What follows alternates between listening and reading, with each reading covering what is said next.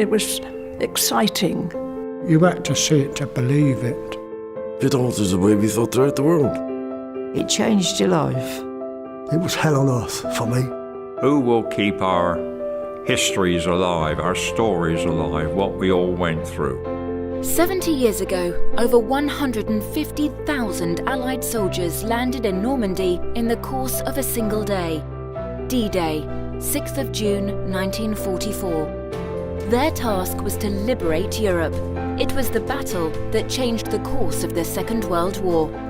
It was a day of heroes who never came back with us. By 12 o'clock there was about 2,000 men just laying there, and they were walking on them, and they were floating in the water, and he was pushing them aside.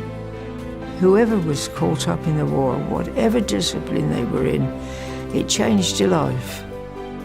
People come up from all over Europe, including Germans, and say thank you for their freedom. The D-Day Museum is a record of the start of the end of World War II. It's so important for the future generation.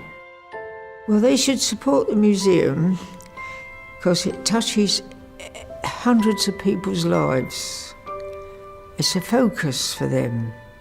It's a link in the chain of life. It should never be forgotten. D-Day should never, ever be forgotten.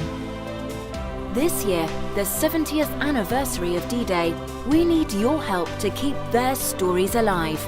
We will completely transform the D-Day Museum so the men and women who took part are never forgotten.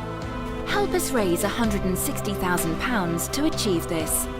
Please keep our stories alive.